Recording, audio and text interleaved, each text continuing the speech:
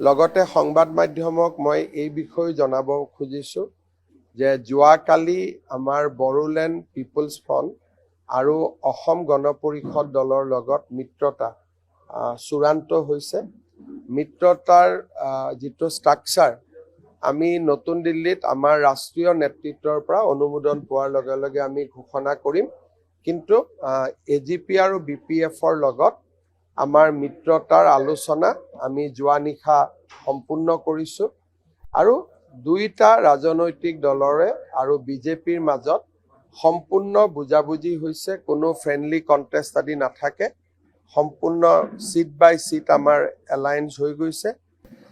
মিত্ৰতাৰ দিশত আমাৰ বিশেষ আৰু আলোচনা কৰিবলগীয়া নাই, মাত্ৰ নতুন দিল্লীৰ পৰা অনুমোদন পালেই আমি বিজেপি আনুষ্ঠানিকভাৱে ইয়াক ঘোষণা কৰিব পাৰিব। এজিপি আৰু বিপিএফ দলে কোৱাত কোনো আপত্তি নাই, কাৰণ তেওঁলোকে যিহেতু তেওঁলোকৰ নেতৃত্ব অসমতে থাকে। ডিটেইলছ তেওঁলোকে মোটামুটি আপোনালোকক কিছু কথা তেওঁলোকে সময় সুবিধা লৈ ক'ব পাৰিব। কিন্তু মই তেওঁলোকক অনুৰোধ কৰিছোঁ যে চিটবিলাকৰ নাম এতিয়া ক'ব নালাগে, যেতিয়ালৈকে নেকি আমি দিল্লীৰ পৰা অনুমোদন নাপাওঁ। এনেই মোটামুটি কোৱাত কোনো আপত্তি নাই। সংখ্যাটো অসম গণ পৰিষদৰ লগত যোৱাবাৰৰ সমানে এটা দুটা আগপিছ কৰি আমাৰ হৈ গৈছে। বিশেষ আমিও প্ৰেছাৰ পোৱা নাই, অসুবিধা পোৱা নাই আৰু তেওঁলোককো আমি কষ্ট দিয়া নাই। আৰু বিপিএফ দলৰ ক্ষেত্ৰতো আমাৰ সুন্দৰভাৱে বুজাবুজি হৈ গৈছে।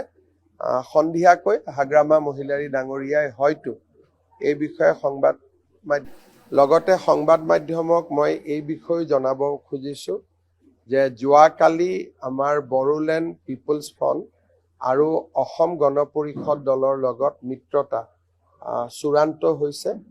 মিত্ৰতাৰ যিটো ষ্ট্ৰাকচাৰ আমি নতুন দিল্লীত আমাৰ ৰাষ্ট্ৰীয় নেতৃত্বৰ পৰা অনুমোদন পোৱাৰ লগে লগে আমি ঘোষণা কৰিম। কিন্তু এজিপি আৰু বিপিএফৰ লগত আমাৰ মিত্ৰতাৰ আলোচনা আমি যোৱা নিশা সম্পূৰ্ণ কৰিছোঁ আৰু দুইটা ৰাজনৈতিক দলৰে আৰু বিজেপিৰ মাজত সম্পূৰ্ণ বুজাবুজি হৈছে। কোনো ফ্ৰেণ্ডলি কণ্টেষ্ট আদি নাথাকে, সম্পূৰ্ণ চিট বাই চিট আমাৰ এলায়েন্স হৈ গৈছে। মিত্ৰতাৰ দিশত আমাৰ বিশেষ আৰু আলোচনা কৰিবলগীয়া নাই, মাত্ৰ নতুন দিল্লীৰ পৰা অনুমোদন পালেই আমি বিজেপি আনুষ্ঠানিকভাৱে ইয়াক ঘোষণা কৰিব পাৰিব। এজিপি আৰু বিপিএফ দলে কোৱাত কোনো আপত্তি নাই, কাৰণ তেওঁলোকে যিহেতু তেওঁলোকৰ নেতৃত্ব অসমতে থাকে। ডিটেইলছ তেওঁলোকে মোটামুটি আপোনালোকক কিছু কথা তেওঁলোকে সময় সুবিধা লৈ ক'ব পাৰিব। কিন্তু মই তেওঁলোকক অনুৰোধ কৰিছোঁ যে চিটবিলাকৰ নাম এতিয়া ক'ব নালাগে, যেতিয়ালৈকে নেকি আমি দিল্লীৰ পৰা অনুমোদন নাপাওঁ। এনেই মোটামুটি কোৱাত কোনো আপত্তি নাই। সংখ্যাটো অসম গণ পৰিষদৰ লগত যোৱাবাৰৰ সমানে এটা দুটা আগপিছ কৰি আমাৰ হৈ গৈছে। বিশেষ আমিও প্ৰেছাৰ পোৱা নাই, অসুবিধা পোৱা নাই আৰু তেওঁলোককো আমি কষ্ট দিয়া নাই। আৰু বিপিএফ দলৰ ক্ষেত্ৰতো আমাৰ সুন্দৰভাৱে বুজাবুজি হৈ গৈছে। সন্ধিয়াকৈ হাগ্ৰামা মহিলাৰী ডাঙৰীয়াই হয়তো এই বিষয়ে সংবাদ মাধ্যমক ক'ব আৰু ইমানতে আমাৰ হৈ গৈছে।